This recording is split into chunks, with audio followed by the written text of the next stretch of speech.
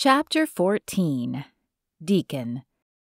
Exhaustion clung to Deacon like a wet blanket when he finally pulled into his driveway several hours later. Shonda and Dante had slept the entire ride, and in an effort not to wake them, he had driven the entire time with the radio down. It had been some nice quiet time with the Lord, and also a little too much time to think. Like about who the mysterious man was, how he knew they were in the warehouse, what that warehouse actually was, and why the man saved them. He still needed to call Eric later, but it would have to wait until he'd had some sleep. There was no way he could carry on a coherent conversation at the moment. In fact, it was a wonder he hadn't fallen asleep at the wheel. "Shonda." He shook her shoulder gently after turning off the car. "Wake up, we're here." She rubbed her eyes and blinked at him. "Where?" "My house, in Fire Beach." That got her attention, and she sat up, grimacing and rubbing her neck as she did. "We're already here?" "Yep. You and Dante slept the whole way." He glanced into the back seat, where the boy was still curled under the blanket, his bear in his arms. "Oh, Deacon, I'm so sorry. I should have helped with the driving or something." Deacon placed a hand on her arm. "Hey, you've had a lot going on the last few weeks. It's understandable.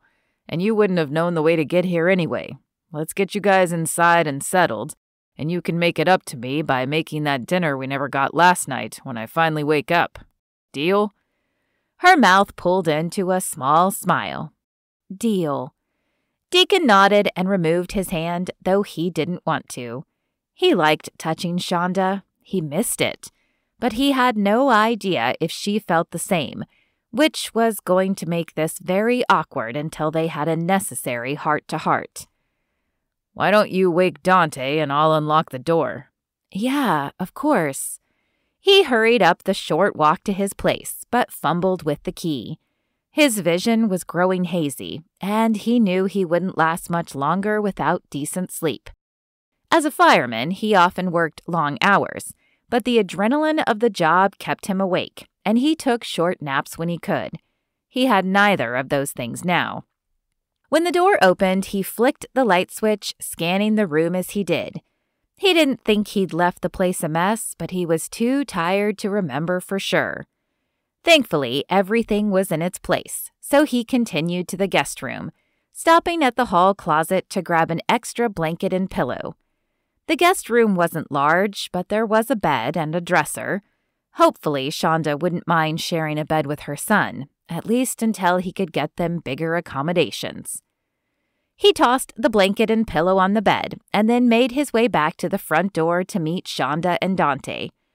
The boy was still mostly asleep and hung from Shonda's shoulder like a limp rag doll. Without thinking to ask, Deacon scooped the child up and carried him to the guest room, placing him on the bed. "Thank you," Shonda said as she covered Dante with the blanket. "You should get some sleep now. I can't believe you stayed awake the whole way." Neither could Deacon.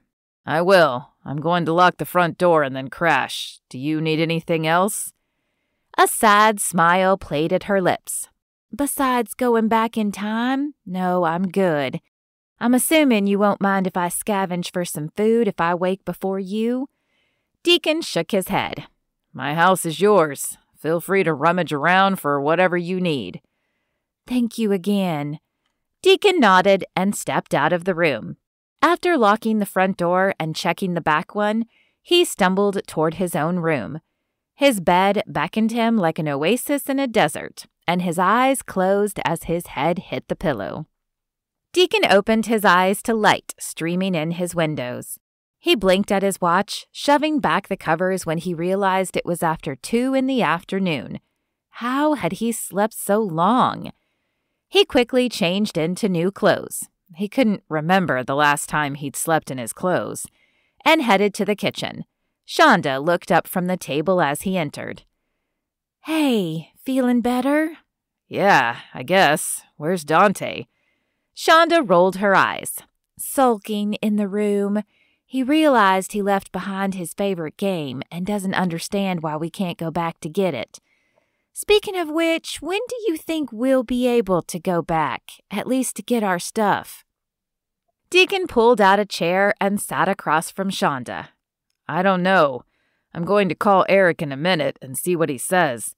Maybe he can even send someone in if it's going to be a while." He didn't want her to leave, but he understood that her life was there. "But we should talk about Dante." She sighed. "I know. He needs to know, and you need to be able to spend time with him. I'm just not sure how to tell him." "One word at a time? We don't have to tell him the whole sordid past. We can tell him we broke it off before I knew about him, and that we lost touch. That's mostly the truth anyway." "You make it sound easy." Deacon shook his head. "Not easy, but simple. Look, let me get something to eat and call Eric. Then we can figure out the best way to tell him." Shonda inhaled deeply and nodded. "It's just so much change. But you're right, he deserves to know. There's some leftover curry on the stovetop if you want that for lunch." "Thanks, I will." He filled a bowl and then pulled out his cell phone and dialed Eric's number. "Deacon, are you guys okay? Where are you?" Eric asked, skipping the normal greeting. "We're fine. We're out of town." He didn't know why he didn't tell Eric they were back at his house, but something stopped him. Caution, maybe? But he trusted Eric, didn't he? "That's good, but how did you get out of town? Your truck is still here." "We found a car with the keys in it. I'm happy to return it if it's safe to come get my truck." "You stole a car?" "Well, not exactly. It was there waiting for us. I assumed you had left it for us, but I'm guessing from the surprise in your voice that you didn't." "No, I didn't. How did you even get out of the warehouse? We had the place surrounded and never saw you." "There's a room in there that leads to a tunnel. We followed it and ended up in an abandoned lot a block or so away.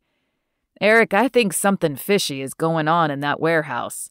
We found a room with video monitors. I know the place looks abandoned, but I think maybe it's used for human trafficking or something worse." On the other end, Eric sighed. "Yeah, we found the room, and you're right. We tracked down all the cameras, and it looks like they were used to make films.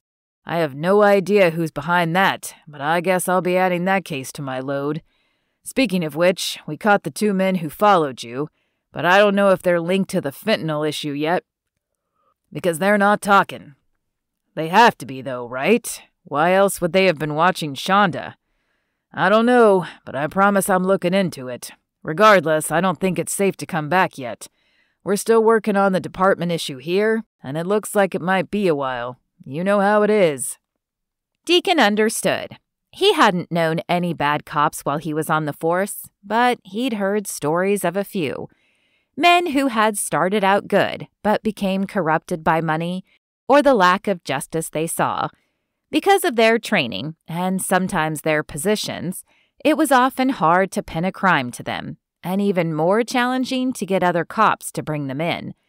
It was something the department was working on, but it was an uphill climb. "I hear you. Listen, Shonda needs a few things from her house. We left in too much of a hurry to take much, and I'd like my truck back. If I send you a list, can you have someone pick up the items and then meet me to do an exchange?" "Yeah, that should be doable. Send me a list and a meeting place and we'll get it done." "Thanks. I'll send it soon." As soon as he ended the call, Shonda looked up at him. "What did he say?" "He caught the guys who chased us, but he hasn't been able to determine if they're related to the fentanyl issue." Her forehead wrinkled in confusion. "What does that mean?" "It means there's no quick answer here. I know this isn't what you planned, but Eric doesn't think it's safe to go back yet." Shonda shook her head. "I don't know that it will ever be safe to go back." Deacon laid a hand on her arm. "Hey, no matter how long it takes, we'll figure it out. Don't worry." Those were easy words to say, but they rung hollow even to Deacon. How could he tell her not to worry when it gnawed at him like a dog that refused to give up its bone?